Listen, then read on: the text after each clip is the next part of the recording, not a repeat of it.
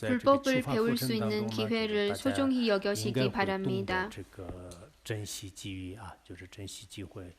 올해 세계적으로 많은 사건이 일어났기 때문에 여러분도 불법을 배우기 어렵고 수행할 수 있는 사람의 몸을 얻기 어렵고 스승님을 만나기 어렵고 또한 대승불법을 배우기 어렵다는 것을 느낄 수 있을 겁니다. 어디에 있든 불법을 배우기 아주 어렵습니다. 올해는 배울 수 있지만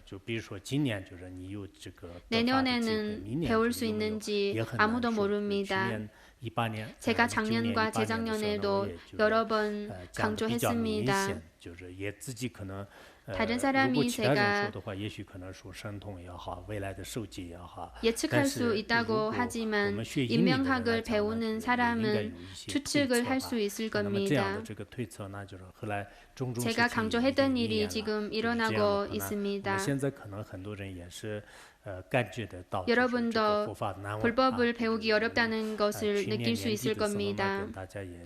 작년 연말에 보성론과 능엄경을 강의했습니다. 그러나 중간에 중단되었습니다. 제가 오명불학원을 떠났다가 다시 12월 7일에 올라왔습니다. 10일에서 12일 동안 불자행을 강의했고 15일, 7일에는 35불 참여문을 강의했습니다.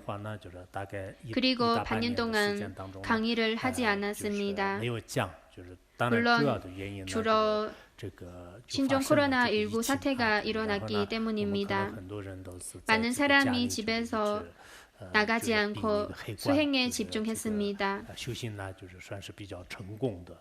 경지가 높은 도반들은 수행 효과가 좋았을 거고 경지가 높지 않아도 불법을 배우지 않은 사람보다는 집에 있는 동안 시간을 의미 있게 보냈을 겁니다.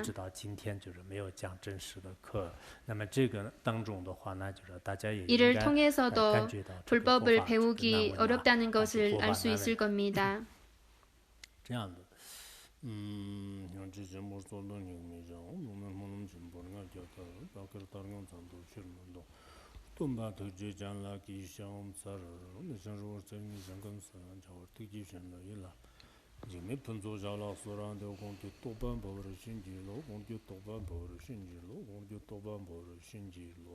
무상심심이며 법 백천만검 난자우 악은 문견 득수지 원해 열의 진실이 모든 중생을 제도하기 위해 무상소승한 보리심을 내시기 바랍니다. 오늘은 여러분과 고통과 즐거움을 수행의 도구로 이 법문을 배우겠습니다. 제가 전에 티베트어의 전승을 받은 적이 있었는지 잘 기억이 못해서 나중에 다시 받은 후 여러분께 읽어드리겠습니다. 중국어로 여러분께 설명을 해드리겠습니다. 즐거움과 고통을 수행의 도구로 바꾸는 법은 세 부분으로 나눌 수 있습니다. 시작 부분, 논전 내용과 마지막 부분으로 나눌 수 있습니다.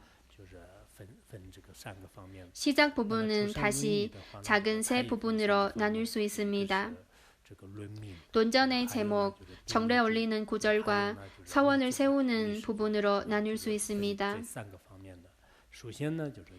논전의 제목, 고통과 즐거움을 수행의 도로. 이 제목에는 사실 이 법의 심오한 이치를 담고 있습니다.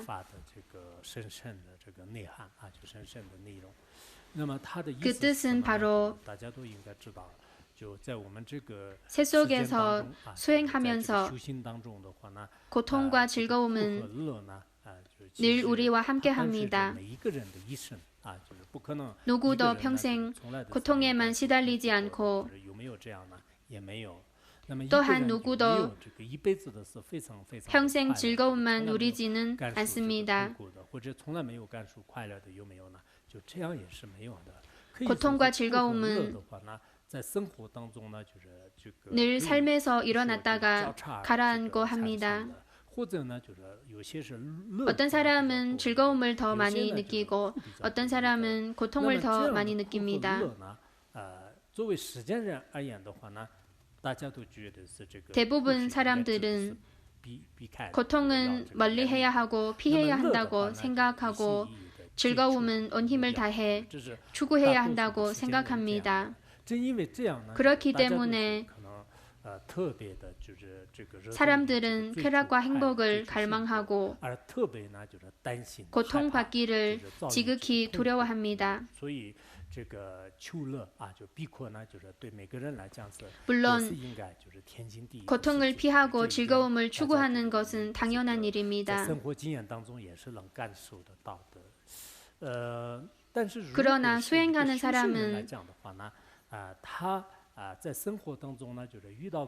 고난과 괴로움에 닥쳤을 때 크게 두려워하지 않고 수행하는 방법으로 수행에 도움되는 것으로 바꿀 수 있습니다. 즐거움을 마주할 때도 수행하여 수행에 도움되는 것으로 전환할 수 있습니다.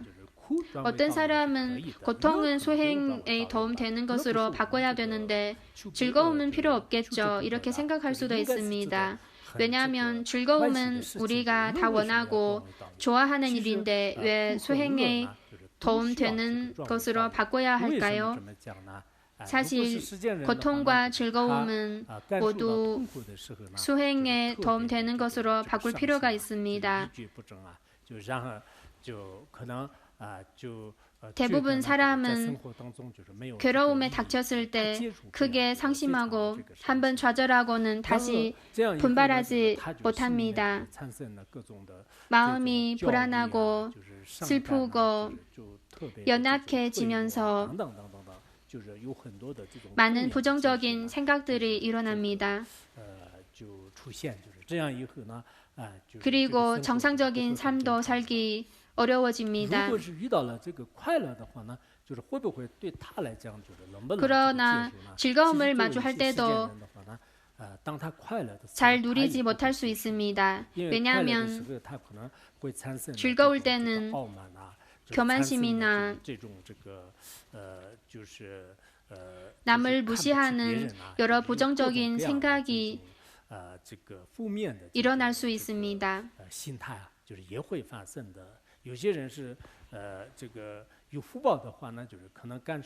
만약 복보가 많은 사람은 즐거움을 누릴 수 있지만 복보가 부족한 사람은 사실 즐거움도 누리기 어렵습니다. 덕을 먼저 쌓고 재물을 쌓는다는 속담이 있는데 바로 두툼한 덕이나 복이 있어야 많은 재물을 감당할 수 있습니다. 만약 복과 덕이 없으면 재물이 있더라도 누릴 수 없습니다. 어떤 사람은 내가 지금 돈이 없어서 그렇지 돈이 많으면 반드시 행복하고 즐겁게 살 수 있고 성공할 수 있을 거라고 생각합니다. 사실 꼭 그런 것은 아닙니다. 만약에 복보가 없으면 돈을 많이 가졌더라도 그는 점점 고통스러워지고 번뇌가 많아지면서 결국에 다 무너질 수 있습니다. 겉으로 보기에는 즐거움은 잘 누릴 수 있고 고통을 받아들이기 어렵다고 생각하지만 그러나 수행의 측면에서는 고통뿐만 아니라 즐거움도 수행의 도구로 활용할 필요가 있습니다. 만약에 수행의 방법으로 하지 못하면 즐거움도 고통도 다 우리 삶의 이익이 되지 못합니다. 우리는 반드시 수행의 방법으로 수행에 도움되는 연으로 바꿀 필요가 있습니다. 많은 수행자는 즐거움을 누릴 때 다른 사람을 무시하거나 마음속에 교만심, 여러 가지 번뇌가 일어나지 않습니다. 즐거울 때는 즐거움을 다른 중생과 나누어 수행에 도움이 되는 연으로 만듭니다. 즐겁다고 해서 자신의 덕을 잃지 않습니다. 사람들은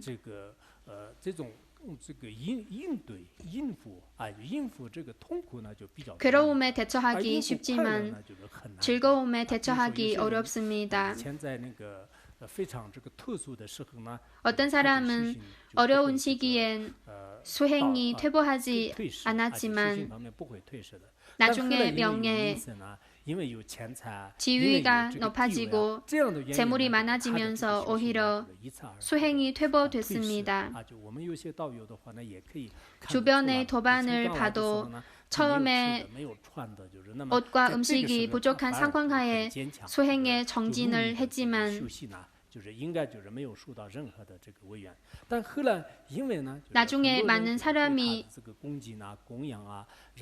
그를 공경하고 명예와 지위가 높아지면서 복보가 부족해서 그런지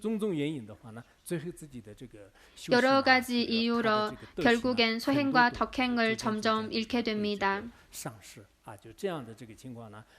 이런 사람도 우리 주변에 있습니다. 이는 즐거움을 수행의 도구로 바꿔야 하는 이유입니다. 고통도 수행의 도구로 바꿔야 하는 이유는 뭐일까요? 사실 윤회 속에서는 즐거움보다 고통이 더 많습니다. 사실 우리는 괴로움에 얽매이고 있습니다.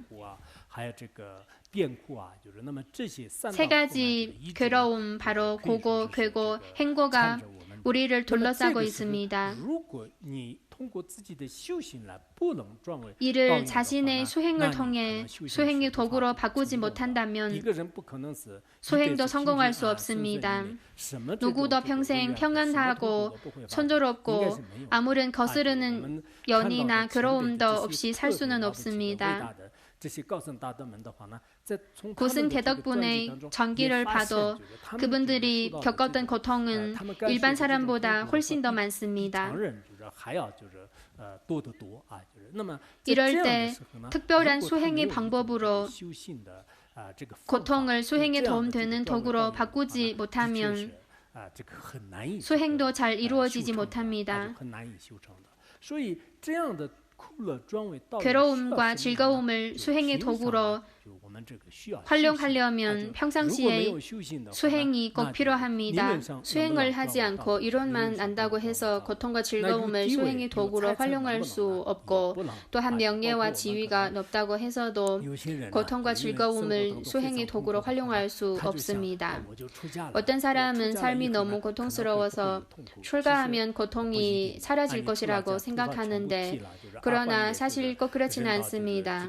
목걸이와 귀걸이를 멀리 버리고 또한 반지도 버리고 예전에 집착했던 재물이나 식구를 다 떠났지만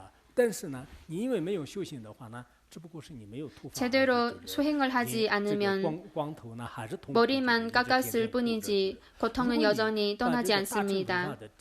그러나 만약 대승불법이 마음속에 잘 녹아들면 머리를 깎지 않고 출가를 하지 않았더라도 겉으로는 아무런 변화가 일어나지 않았지만 마음속으로는 어떤 일을 겪더라도 수행의 도구로 바꿀 수 있습니다.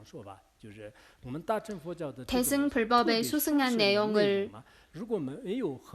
제대로 수행하지 않으면 지위가 높거나 명예를 갖추거나 것이 거시마가 됐거나 캠퍼가 됐거나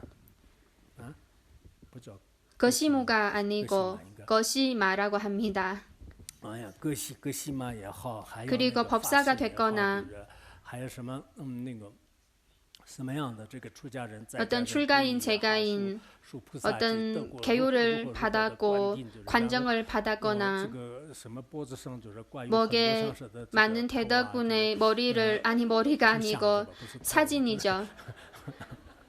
사진을 걸고 다니더라도 그리고 여러 가지 불교와 관련 물건을 들고 다니도 많이 차를 들고 다니도 마음과 법이 상응하지 않으면 시체를 버리는 곳에서 대위덕처럼 장식해도 아무 소용 없습니다. 실제로 수행하는 것이 정말로 중요합니다. 만약에 실제로 긴 시간 동안 수행을 할 수 있다면 쇠 속에서 받아들이기 어려운 고통들을 겪었을 때도 긴 시간 동안 수행을 하면 아주 쉽게 대처할 수 있고 이것이 바로 고통과 즐거움을 수행의 도구로 바꾸는 방법입니다. 이 법은 많은 사람들에게 아주 중요하고 필요합니다. 고통과 즐거움을 수행의 도구로 활용하는 비결이 우리 마음속에 많은 갈등과 분쟁을 해소하고 그리고 부정적인 감정을 다스릴 수 있으면 바로 이 점이 수행자에게는 아주 중요합니다. 고통과 즐거움을 어떻게 수행의 도구로 활용할 수 있을까요? 두 가지 측면에서 말씀드리겠습니다.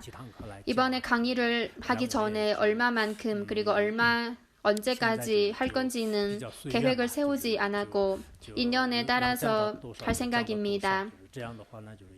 할 수 있을 만큼 할 생각입니다. 이렇게 하면 스트레스가 크지 않습니다. 이 세상은 원래 확실치 않는 세상이고 윤회도 마찬가지입니다. 외부의 많은 변화로 인해 마음속에 숨겨있고 보이지 않았던 것들이 하나하나씩 점차 드러나고 깨달음에 가까워지고 외부의 인연의 변화로 인해 내면의 깊고 신비한 것을 통달하게 되고 아주 좋은 인연이 될 수도 있습니다.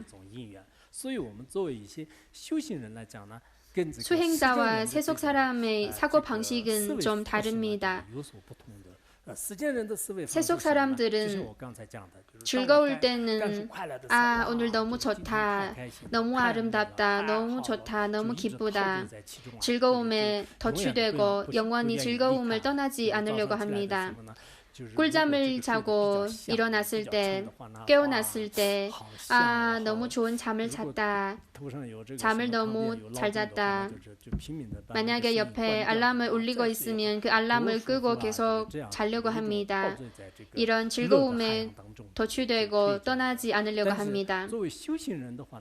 그러나 수행자는 즐거움뿐만 아니라 더 중요한 것은 삶에서 견디기 어려운 일들 겪을 때 예를 들어 부모님이 돌아가셨거나 다른 사람이 우리를 비방하고 큰 소리로 꾸짖거나 여러 가지 고통스러운 일들이 끊임없이 일어날 때 바로 이럴 때 굳건한 마음가짐으로 대처할 수 있는 것이 진정한 수행자입니다. 이 제목은 여기까지 소개해드리겠습니다. 오늘은 내용을 많이 할 생각은 하지 않았습니다.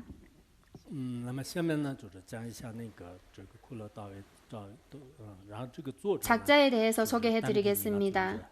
작자는 직매 단비니마 준자입니다. 제1세 돈주 법왕의 8대 제자 중 그는 제일 큰 제자입니다. 비사공행모의 남편도 8대 제자 중 한 명입니다. 직매 단비니마 존자는 훌륭한 작품을 많이 작성하셨습니다. 대환화왕의 총의도 이분의 작품이고 다른 분이 번역을 했는데 저도 강의하고 싶지만 아직은 못했습니다. 티베트 불교의 복장 관련 법문도 있는데 해외에서도 학교에서 단비 니마의 복장법을 소개한 적이 있습니다. 이분은 약 1926년에 62에 원적하셨으며 1865년에 탄생하셨습니다. 단비 니마 존자는 미팜 린포체의 전기에서도 여러 번 나왔으며 린포체의 유능한 제자입니다. 아주 훌륭한 제자입니다. 직매 푼촉 린포체께서 화지 린포체께서 닉마파의 가르침이 희망적이라고 하셨습니다. 왜냐하면 단비 니마 존자님이 8살에 입행론을 설법하셨기 때문에 부처님의 가르침이 희망적이고 베마돈주 린포체께서 무지개 몸의 성취를 이루었기에 수행의 성취도 아주 흥성한다고 합니다. 많은 대덕분들도 작자에 많은 찬사를 보냈으며 그에 관련 전기에서도 그의 세간과 출세간의 여러 많은功德을 지니고 있다고 했습니다. 그의 많은 깨달음의 노래를 읽어본 적이 있는데 작품들이 미팜 린포체와 무구광 존자님의 시의 폭력과 비슷하고 이해하기 좀 어렵습니다. 고통과 즐거움을 수행의 도구로는 이해하기 상대적으로 쉽고 다른 깨달음의 노래는 이해하기 쉽지 않습니다. 이분은 티베트 지역에서 아주 유명하시고 전 세계에서 많은 대덕분들이 그의 현종과 밀종의 가르침 그리고 깨달음의 노래와 주석서를 좋아하고 배웁니다.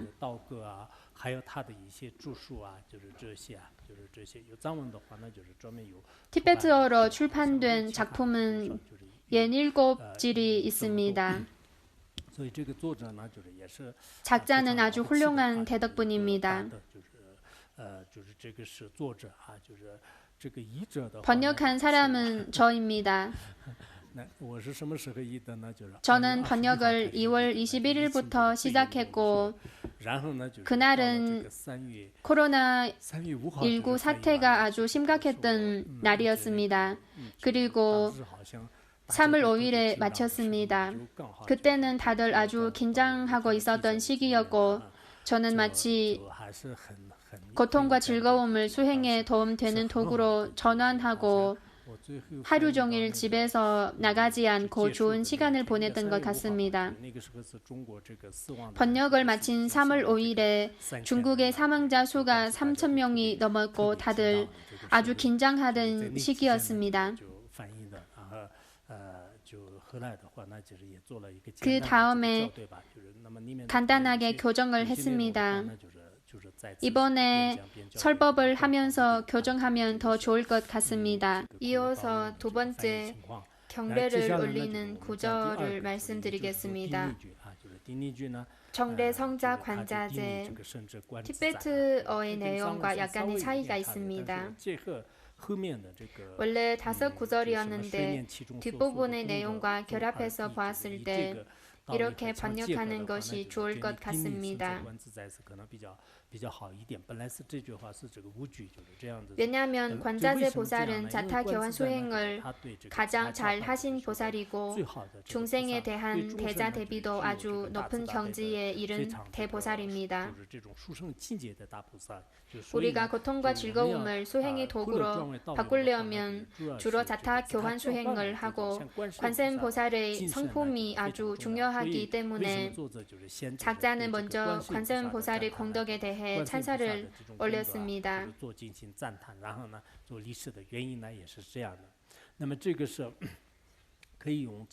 왜 관세음 보살에게 정례를 올릴까요? 관세음 보살은 늘 중생이 즐거운 모습을 보고 기뻐하시고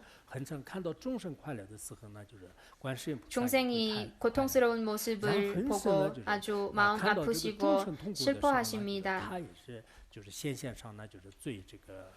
最这个实现就是最这个伤害啊，就是应该是也这个就是实现就是最这个 이렇게 대비심을 성취한 분은 바로 관세음 보살입니다. 관세음 보살은 본성의 측면에서 자신의 모든 고통과 즐거움을 없앤 경지에 머뭅니다. 관세음 보살은 범부 중생과 다릅니다. 중생은 마음속의 고통과 즐거움에 대한 집착을 없애지 못했기 때문에 자신의 고통으로 고통스러워하고 자신의 행복한 일에 즐거워합니다.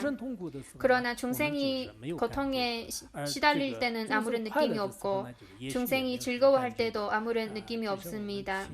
작년에 요마 힐경을 배울 때도 범부 중생은 다른 사람이 즐거울 때 싫어하고 다른 사람이 고통스러워하면 기뻐한다고 합니다. 보살은 정반대로 중생이 즐거우면 기뻐하시고 중생이 고통스러워할 때 보살은 기뻐하시지 않습니다.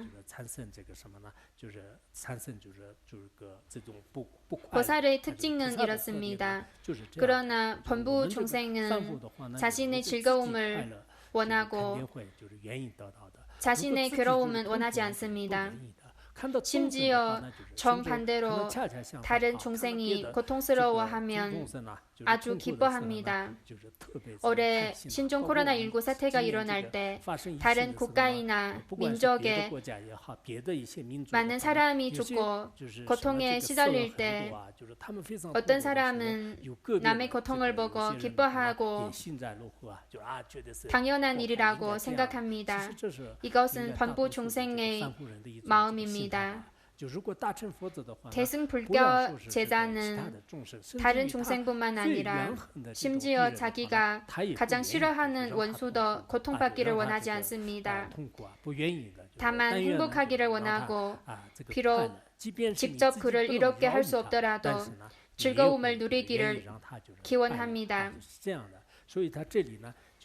그래서 공경심으로 관세음 보살에게 정례 올리는 이유가 바로 이것입니다. 관세음 보살은 자신과 타인을 평등하게 여기고 혹은 타인이 더 소중하게 대하는 경지를 이루었습니다. 이런 이유로 찬탄과 정례를 올립니다. 만약 관세음 보살도 우리와 똑같이 다른 사람이 고통스러워할 때 기뻐하시고 자신의 고통에 슬퍼하면 정례할 필요가 없겠죠. 왜냐하면 우리와 똑같으니까요. 그러나 관세음 보살은 그렇지 않습니다. 만약에 정례하려면 상대방이 많은功德을 가져야 우리가 정례를 올리죠. 상대방을 무서워해서 정례를 올리지는 않습니다.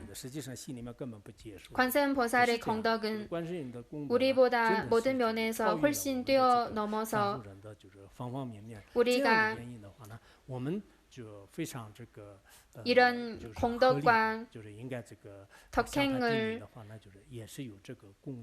갖고 있기 때문에 정례를 올리는 것은 합리적인 것입니다.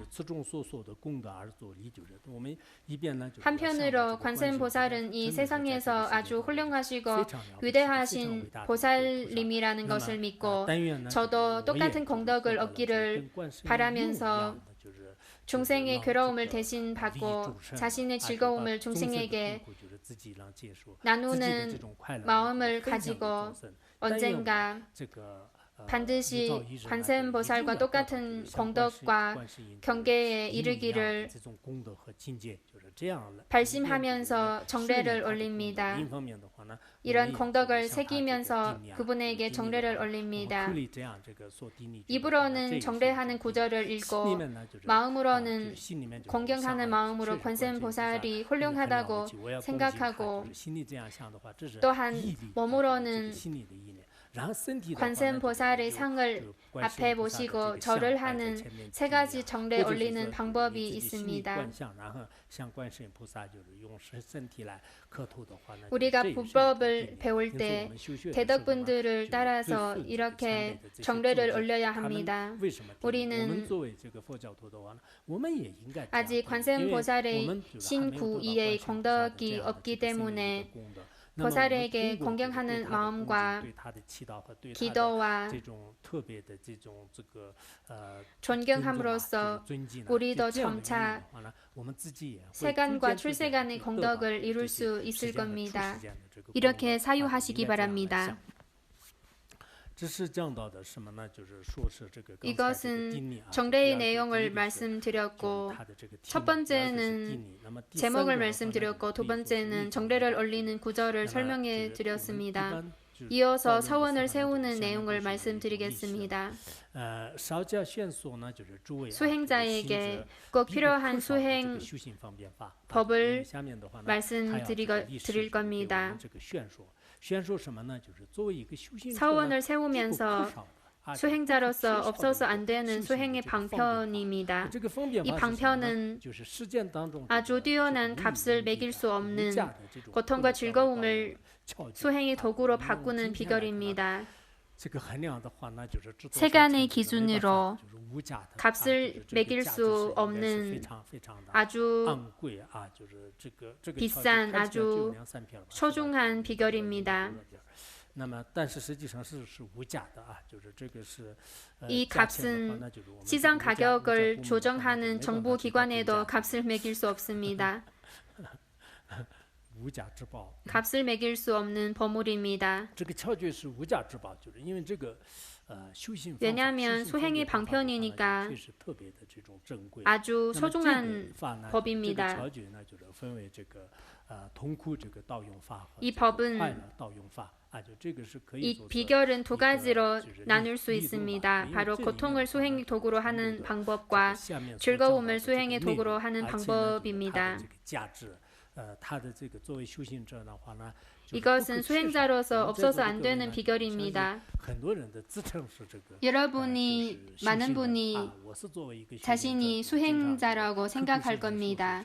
그리고 말로도 자신이 스스로 수행자라고 말할 겁니다. 그러나 진정으로 즐거움을 맞이했을 때 고통에 닥쳤을 때 수행의 도구로 바꿀 수 있을까요?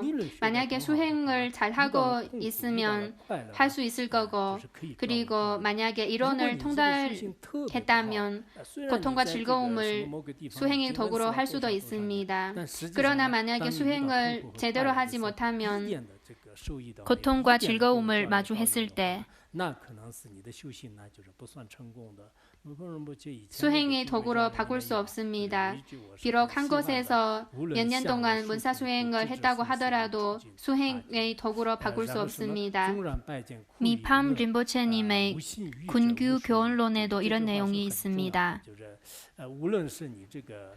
그 뜻은 즐거움을 누리거나 고통을 직면했을 때 지혜로운 자는 그 뜻을 깊이 사유할 거고, 그렇기 때문에 그에게는 고통도 수행에 큰 도움이 되는 일이 됩니다.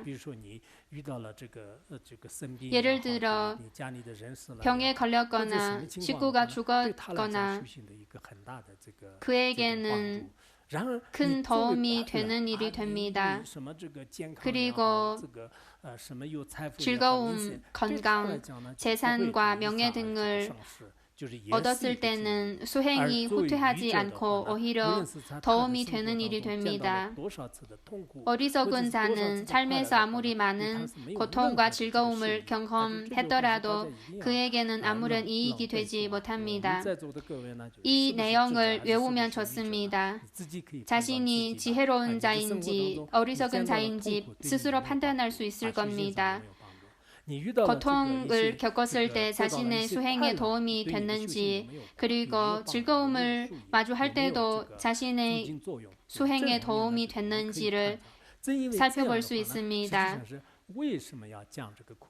사실 왜 고통과 즐거움을 수행의 도구로 바꾸는 법을 배우는지 수행을 제대로 하는 지혜자에게는 이 법이 아주 중요합니다. 수행을 제대로 하지 못한 어리석은 자에게는 아무리 많은 일을 겪었더라도 자신의 덕행을 잃게 되는 잉념만 되고 아무런 도움이 되지 않습니다. 이것은 본인이 스스로 수행하면서 스스로 느낄 수 있는 부분입니다.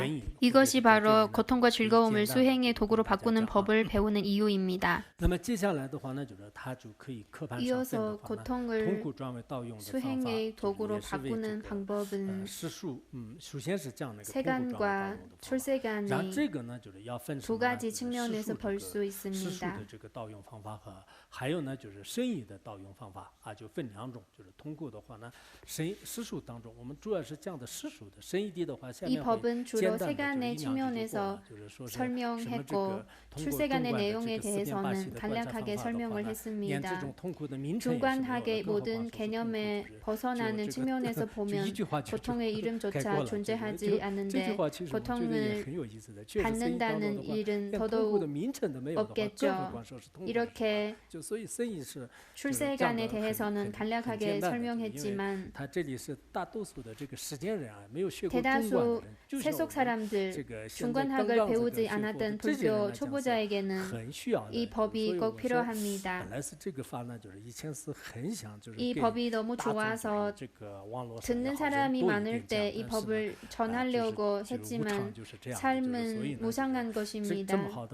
이렇게 좋은 법을 전할 때 듣는 사람이 이렇게 적고 더구나 얼마 안 되는 청중들도 다 복면을 한 상태이고 다들 마스크를 꼈습니다. 30년 넘게 설법을 해왔는데 이렇게 적은 사람 앞에서 그리고 복면한 사람들 앞에서 설법한 것은 처음입니다. 이런 고통을 수행의 도구로 바꿀 필요가 있겠네요. 那下面呢，就是讲那个施术这个专为盗用啊，就是施术。 세속의 측면에서 고통을 수행의 도구로 바꾸는 내용을 설명해 드리겠습니다. 이 부분의 내용만 배워도 충분할 것 같습니다. 우리가 유정 종생과 비유정으로부터 해를 입었을 때 마음에 습관적으로 드는 생각이 오직 고통이라면 아주 미미한 일에도 심리적으로 찌를 듯한 커다란 고통을 느끼게 됩니다. 왜일까요? 고통이나 즐거움은 계속 생각하면 할수록 점점 더 커집니다. 이는 일종의 자연 법칙입니다. 오늘 이 단락을 다 설명할 수 있을지 모르겠네요. 아주 좋은 내용입니다. 외울 수 있으면 아주 훌륭한 수행자가 될 것입니다. 이 내용을 외우지 못하면 나중에 고통에 닥쳤을 때 울기만 하고 다른 방법은 생각나지 않을 겁니다. 내용만 외우는 것뿐만 아니라 뜻을 반복적으로 사유하는 것이 우리의 삶에 꼭 필요합니다. 우리가 유정 종생과 비유정으로 해를 입었을 때 여러분도 아시다시피 기분이 좋지 않은 일은 대부분 유정 종생 때문에 그렇습니다. 예를 들어 친구가 우리를 속였거나 원수가 우리를 해했거나 우리를 모욕했고 비방했으며 여러 거스르는 인을 만들 수 있습니다. 사람 말고도 다른 동물도 있습니다. 산에서 수행하는 사람은 주가 저녁에 집안에서 돌아다니고 소리 내면 고통스러울 겁니다. 그리고 작은 벌레도 있습니다.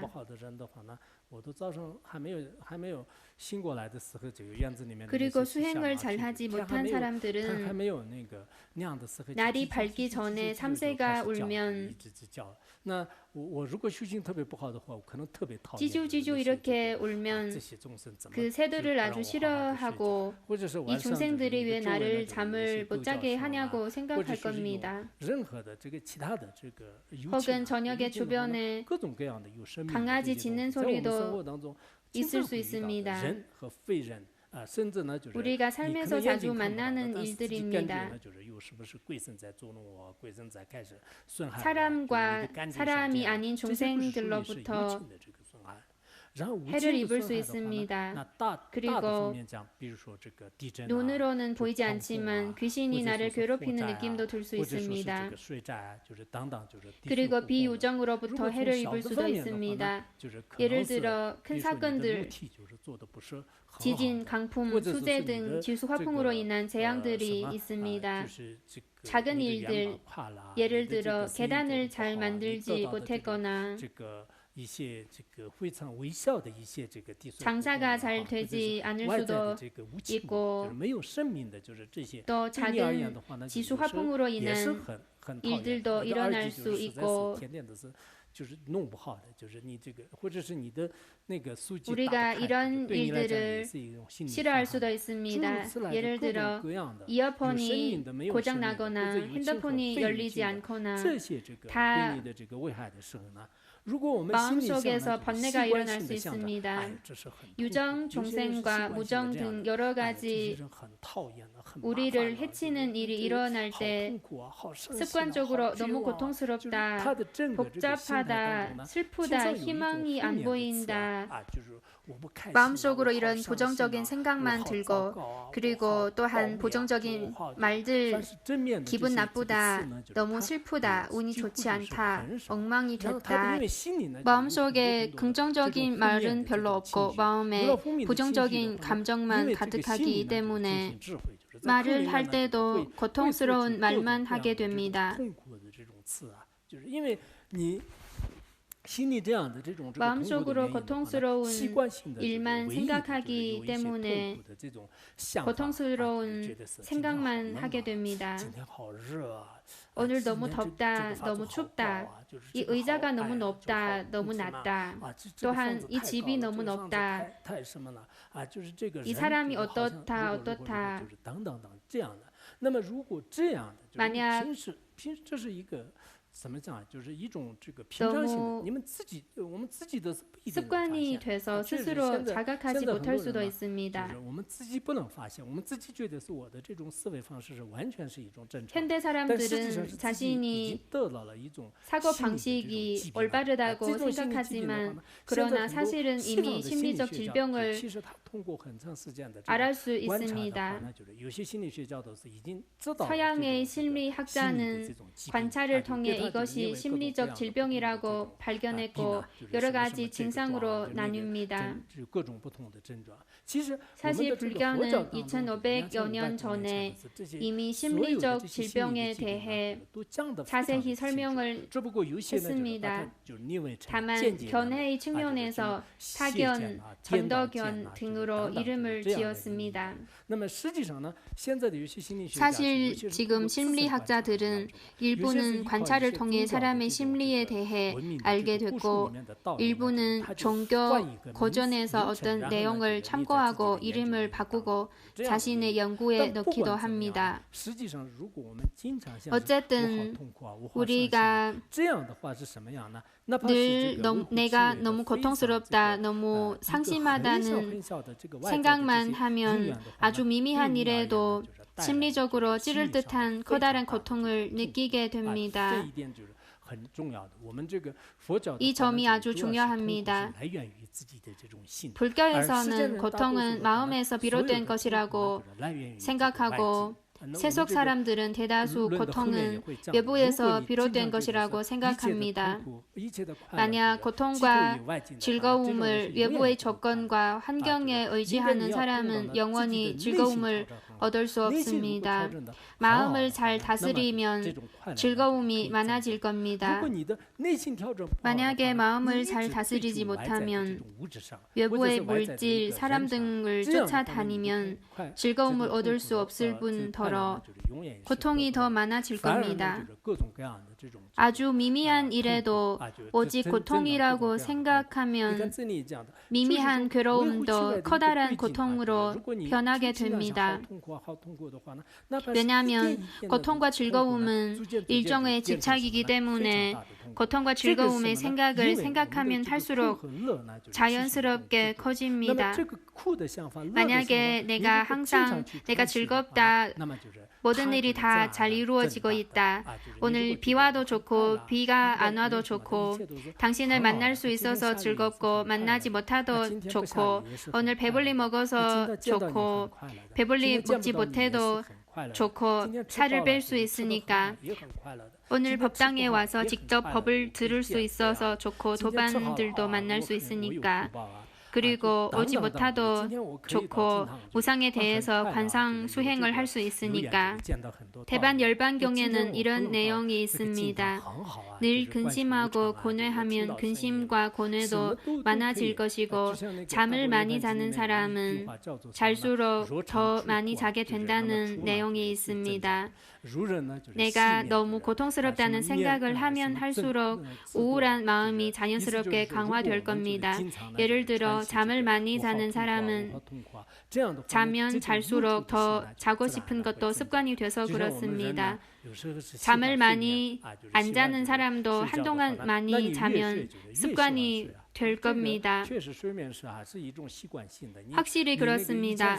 얼마 전에 제가 수업도 없고 반역도 시작하지 않았고 그리고 아침 회의도 일찍 갈 필요가 없으니까 잠을 엄청 많이 잤습니다.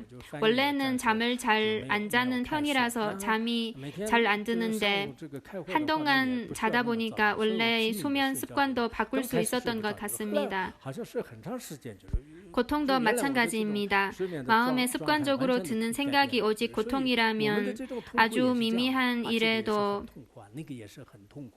심리적으로 찌를 듯한 커다란 고통을 느끼게 됩니다. 사실 지금 많은 사람이 심리적 질병을 앓고 있습니다. 서양에서는 사람들이 마음 상태가 좀 좋지 않거나 이상하다 싶으면 부끄럽다는 생각을 하지 않고 바로 정신과 의사를 찾아갑니다. 정신과 의사를 찾는 사람은 아주 많습니다. 중국에서는 정신과 의사를 찾아가면 다른 사람이 정신병에 걸렸다고 생각할까봐 부끄러워서 정신과 의사를 잘 찾지 않습니다.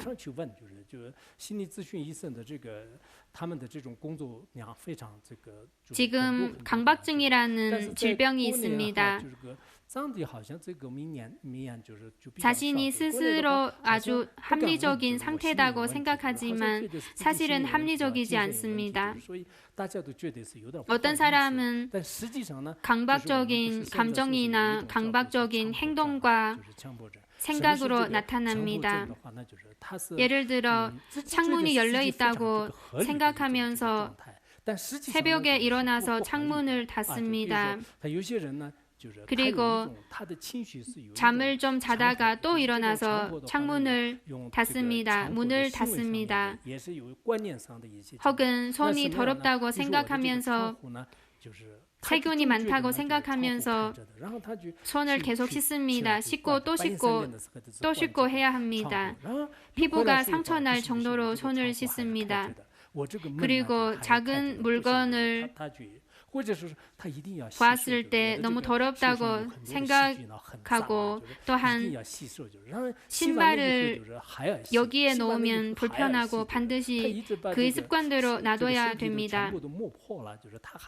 어떤 불자도 강박적인 상태가 있습니다. 반드시 그의 습관대로 해야 마음이 편안합니다. 옷에 머리카락이나 먼지가 있다고 해서 아주 불편해합니다. 그래서 저녁에 옷을 씻고 또 씻고 합니다. 이것은 바로 아주 미미한 일에도 심리적으로 커다란 고통을 느끼게 되는 것입니다. 사실 외부에서 좀 불편한 작은 일이 있기는 있지만 사실 문제는 마음에 달려 있습니다. 수행자에게는 병이 아니고 마음을 잘 다스리지 못해서 그렇습니다. 혹은 전생의 까르마와 이번 생의 자란 환경과 교육과도 관련이 있습니다. 그리고 완벽주의자도 있습니다. 완벽주의자도 많은 고통을 받습니다. 완벽주의자는 일을 반드시 그가 원하는 방식대로 해야 합니다. 그의 방식은 사실 그의 분별념뿐이지만 그의 생각에 맞추고 따라해야만 그의 문제를 해결할 수 있습니다. 아니면 다른 사람의 말은 그의 귀에 들어가지 않습니다. 또 한 가지는 피해망상도 있습니다. 늘 다른 사람이 그를 태한다는 생각을 합니다. 캠퍼님이 저를 싫어하시나? 눈빛이 좀 이상한데? 그리고 나를 노려봤는데 나를 해하려고 하는 것이 아닌가? 이런 생각이 듭니다. 혹은 아무도 보지 못했는데 느낌으로는 다른 중생이 나를 해하고 있다는 생각이 듭니다. 또 다른 도반도 나를 해하려고 한다는 생각이 듭니다. 이것은 일종의 망상입니다. 저는 누구를 겨냥해서 말을 하지 않았는데 그는 그렇게 생각합니다. 어떤 사람은 제가 수업에서 그를 욕한다고 생각합니다. 특히 가당파의 수행법 중 급설을 찌르는 수행 비결이 많아서 그렇지 누구를 겨냥해서 하는 것은 아닙니다. 그리고 길에서 누구를 만나면 그 사람이 나를 어떻게 해한다고 생각을 합니다. 눈빛이 좀 이상하다고 그렇게 생각합니다. 그 사람을 경계하고 조심해야 한다고 생각을 합니다. 이 사람이 반드시 나를 해할 것이라는 생각이 자주 듭니다. 사실 이것은 망상일 뿐이지 원래 전혀 없는 일입니다. 수행을 통해 마음을 잘 다스리지 못했고 마음이 초조하고 너무 연약해서 그렇습니다. 이 보살 행론에도 이런 내용이 있습니다. 마음이 연약하면 좋지 않다. 연약하면 오히려 고통을 많이 초래한다. 마음이 너무 연약하면 많은 사소한 일에도 고통을 가져다 줄 수 있습니다. 연약함이 초래한 고통도 아주 많습니다. 이것도 일종의 증상이고 일종의 고통입니다. 또 한 가지는 제가 어떤 자료에서 봤는데 어떤 사람은 사랑이란 명목하에 타인을 제어합니다. 예를 들어 어머님이 자신의 아이를 아주 사랑한다고 해서 사실은 그는 그의 아이를 제어하고 있습니다. 밥을 먹었냐, 좀 많이 먹어라, 좀 덜 먹어라, 손을 씻었냐, 전기를 끄라. 이미 40세 넘었는데도 부모님은 그를 사랑한다고 해서 상대방을 제어하고 있습니다. 애기도 아닌데 부모님이 항상 이렇게 잔소리를 합니다. 반드시 그 전기를 잘 꺼라, 문을 잘 닫으라, 나가면 조심하라 이렇게 잔소리를 합니다. 그리고 저도 도반들과 같이 길 건널 때 옆에서 조심하세요, 신호등을 보세요, 사실 좀 똑똑한 사냥과 소도 차를 피할 수 있는데 피할 줄 아는데 그런데 저 옆에서 이렇게 합니다. 상대방을 사랑한다고 해서 상대방을 제어하는 것은 좋지 않습니다. 이것도 질병의 일종이라고 할 수도 있습니다. 상대방을 보호한다고 하지만 사실 그렇지 않을 수도 있습니다. 부모님도 그렇고 부부간에도 그렇고 친구간에도 마찬가지입니다. 많은 사람들이 사물을 바르게 보지 못하고 거꾸로 봅니다. 스스로는 자각하지 못하고 정상적이다고 생각합니다. 광의로 말하면 모든 종생들은 어리석고 집착 때문에 진리를 깨닫지 못하는 무명 마음을 가지고 있습니다. 많은 매체에서 어떤 가치관, 예를 들어 집착하면 할수록 완벽하면 할수록 자신이 가장 행복해진다라는 이런 가치관으로 사람들을 잘못된 방향으로 이끌고 있기 때문에 많은 사람은 진정한 즐거움을 얻을 수 없습니다. 이것이 아주 심각한 문제입니다. 마음을 다스리지 못해 결국에 세상에 사는 용기조차 잃게 됩니다. 작년에 전 세계에서 자살한 사람이 100만 명 넘었다고 합니다. 중국과 일본은 상대적으로 자살한 사람이 많은 국가입니다. 40초마다 한 사람이 자살을 선택합니다. 그래서 서양의 지도자가 지금 신종 코로나19 사태가 심각하지 않다. 왜냐하면 자살하는 사람이 더 많다고 합니다. 어떤 면에서는 이런 말도 일리가 있습니다. 그리고 자살을 하는 사람은 가장 아름다운 곳을 찾아갑니다.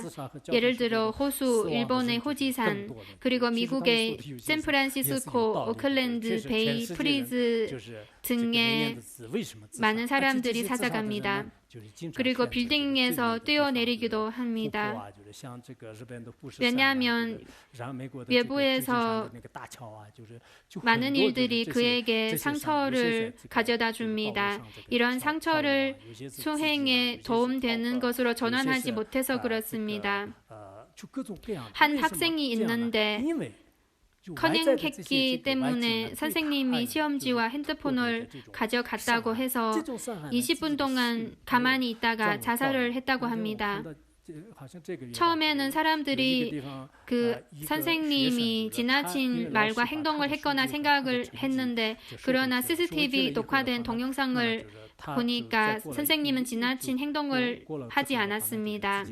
사실 일은 아주 미미한 일인데 마음을 잘 다스리지 못해서 자살을 선택했습니다.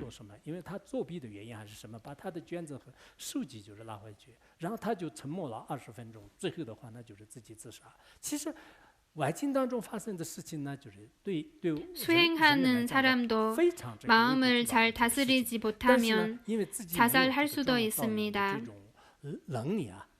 사실 불교 제자 중에서도 다들 수행을 잘하는 사람은 아닙니다. 지금 매체, 드라마, 영화 등에서 마지막에 갈 곳이 없어서 출가를 선택하는 내용이 있습니다. 겉으로 보기에는 출가했지만 사실 심리적인 문제 있을 수도 있습니다. 물론 이것은 극소수의 사람입니다. 불법을 배우지 않는 사람은 마음을 다스리는 능력이 더 약합니다. 우리가 출세간의 이치는 제쳐놓고 새 속에서 마음의 비밀을 잘 알지 못하면 마음 상태가 문제 있는데도 스스로 자각하지 못할 수도 있습니다. 오늘 말씀드린 것과 같이 제대로 관찰하지 않았으면 아주 미미한 일에도 다른 사람이 말 한마디를 하고 어떠한 태도를 취했거나 아주 미미한 일에도 평생 마음에 상처를 입히고 영원히 회복하지 못해 소중한 생명을 잃게 될 수도 있습니다.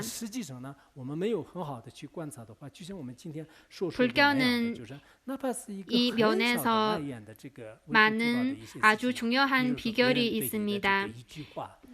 작자 단비니마 존자님은 100년 안 된 몇십 년 전에 그때 당시 티베트 지역은 오지 지역이라 심리학은 사람들이 잘 알 기회가 별로 없습니다. 그러나 그는 수승한 대승 불법의 비결을 통해 현대인의 마음 상태를 세세하고 완벽하게 묘사하셨습니다. 이 부분의 내용을 통달하면 마음의 비밀을 알 수 있을 것 같습니다. 아주 세세하게 현대인의 마음 상태를 묘사를 했습니다. 这个学记论啊，这些殊胜的大乘佛教的这些窍诀的话，其实在这里呢，真的是已经就是讲的特别的这种细致，让我们现在就是去了解的时候呢，哇，就是确实是这个实实在在的。이 팽론에는 이런 내용이 있습니다. 모든 법에서 가장 근본적인 마음의 비밀을 깨닫지 못했다면 비록 즐거움을 갈망하고 고통을 피하려고 하지만 3개 윤회 속에서 벗어나지 못한다고 합니다. 이 비밀을 깨닫다면 사실 모든 일은 다 보잘것없고 모든 일은 우리에게 해도 이익도 되지 못한다는 것을 알 수 있습니다. 만약에 습관적으로 이렇게 생각하면 삶에서 일어나는 모든 일들이 우리에게 그다지 중요하지 않고 쉽게 대응할 수 있을 겁니다. 앞에서 말씀드린 강박증이나 피해망상이나 원래 존재하지 않습니다. 이것은 수행자에게 아주 쉽게 대응할 수 있는 일들입니다. 다른 사람이 우리에게 취한 태도도 원래 존재하지 않은 것들이 어떻게 해가 될 수 있을까요? 대처하는 가장 좋은 방법은 우리가 잘못된 견해와 생각을 갖고 있다는 것을 깨닫는 것입니다. 만약에 이것을 깨닫다면 스스로 웃긴다는 생각이 들 것입니다. 우리는 넓은 마음과 포용적인 마음으로 대응하는 것이 바로 긍정적인 사고 방식입니다. 뒤바뀐 사고 방식도 있습니다. 심리학자도 항상 긍정적인 사고 방식, 바로 일을 좋게 보고 좋게 생각하며 심각하게 생각하지 않는 것입니다. 뒤바뀐 생각은 어떻습니까? 그 물이 너무 더럽다, 벌레가 있다, 또 이 컵이 나의 건강을 해치고 생명을 위험할 수 있다고 생각하고 또한 전 세계가 나를 공격하고 괴롭힌다. 사람도 나를 괴롭히고 심지어 컴퓨터조차 나를 괴롭힌다는 생각이 들고 컴퓨터를 망가뜨리려고 합니다. 그리고 자신의 세계가 지옥과 같다고 느낍니다. 그러나 만약에 모든 도반들 다 불보살의 화신이라고 생각하고 다 좋다고 생각하면 이것은 긍정적인 사고방식이고 이것도 일종의 수행이며 이것도 습관화시킬 수 있는 것입니다. 그러나 우리는 이것을 잘 알지 못하고 왜냐하면 이런 교육을 받아본 적이 없어서 다만 탐진과 무명을 강화시키고 있습니다. 사실 성냄은 지금 아주 심각한 문제입니다. 어떤 심리학자는 만약에 어머니가 화낼 때는 아기에게 젖을 먹이지 말라고 합니다. 왜냐하면 그때는 젖에 독소가 섞여 있다고 합니다. 왜 불교에서 탐진과 무명을 독이라고 할까요? 욕망이 너무 강렬하면 이것도 일종의 부정적인 감정이고 현실에 맞지 않는 감정들도 사람의 건강을 해칠 수 있습니다. 우리의 어리석은 마음 상태도 일종의 독입니다. 이와 같이 중생들은 아주 많은 사물을 바르게 보지 못하고 거꾸로 보는 생각을 가지고 있습니다. 이것은 불쌍한 일입니다. 알지 못했기 때문에 바른 가치관을 세우지 못해서 윤회 속에서 고통을 받고 있습니다. 몸과 생리적으로 받는 고통뿐만 아니라 더 심각한 것은 고통이 배가 되어 마음속으로 고통을 받습니다. 마음속의 고통은 무시일의 악업의 인연 그리고 주변의 초조함과 환경으로 위선적이고 허위, 거짓 정보들이 우리를 둘러싸고 있기 때문입니다. 이런 악한 인연들이 결합했기 때문에 많은 중생들이 고통에 시달리고 있습니다. 저는 많은 사람들이 마음의 비밀을 깨닫기를 진심으로 희망합니다. 마음의 비밀은 두 가지가 있습니다. 하나는 출세간의 비밀, 하나는 세간의 비밀입니다. 세간의 비밀은 고통과 즐거움이 세 속에서는 존재한다는 것입니다. 우리는 분별심과 망상으로 고통을 만들어냅니다. 아주 안타까운 일입니다.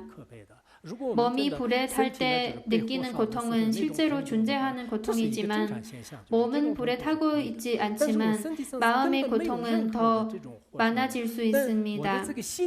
이것은 불법에는 증익이라는 것입니다. 원래 없는 것을 있다고 착각하는 것입니다.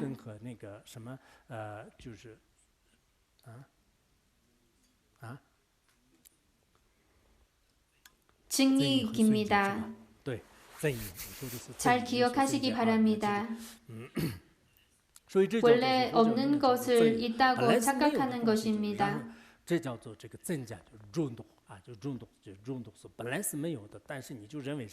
고통스럽다거나 즐겁다는 생각을 하면 할수록 많아지는 것이 일종의 자연 법칙입니다.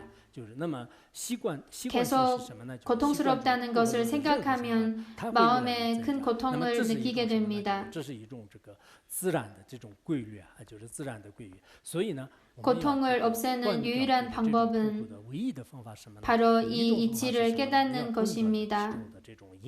삶에서 어떤 일이 일어나더라도 너무 집착하지 말고 인연에 따라서 대응하면 좋습니다. 오늘 법당에 갈 수 있어도 좋고 가지 말라고 하도 좋고 인연을 순응하는 것이 좋습니다.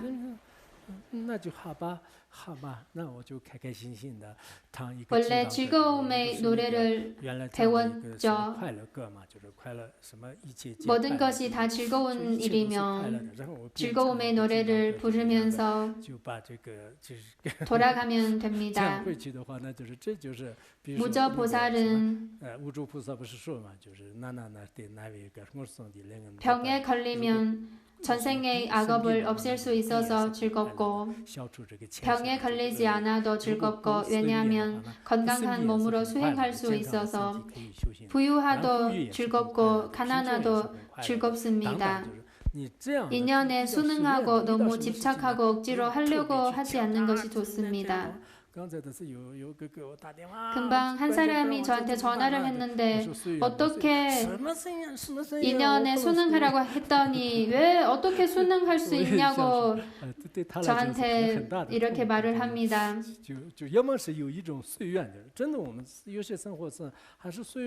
인연에 순응하는 것이 좋습니다. 너무 억지로 하려고 하지 않는 것이 좋습니다. 또 하나는 만족하는 것입니다. 자신의 상황이 어떻게 되든 만족할 줄 아는 마음이 중요합니다. 또 하나는 뒤돌아보는 사고방식입니다.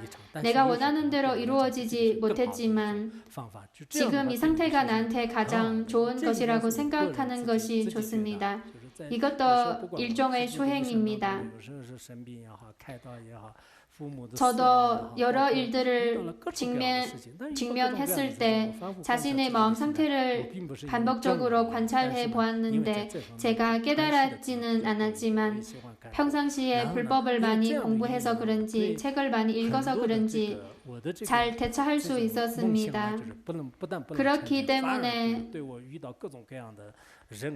꿈을 이루어질 수 있었던 것뿐만 아니라 유정중생과 무정으로 괴롭힘을 당할 때 다 이해할 수 있었습니다.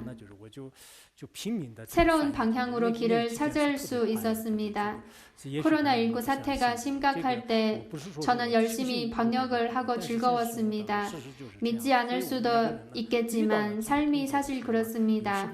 갈 수 없는 길에 너무 가려고 집착하지 말고 뒤돌아서 깨달음의 노래를 부르면서 순응하는 것도 좋습니다. 즐거움과 괴로움은 즐겁다고 생각하면 할수록 즐거움이 많아질 것이고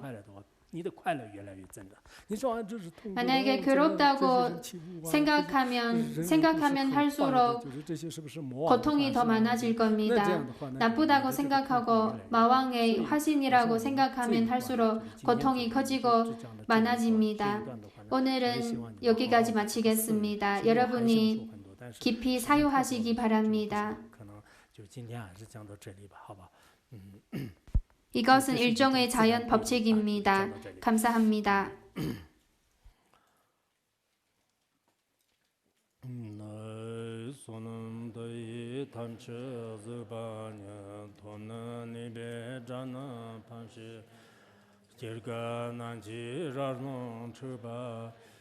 지금 손에 줘봐 줘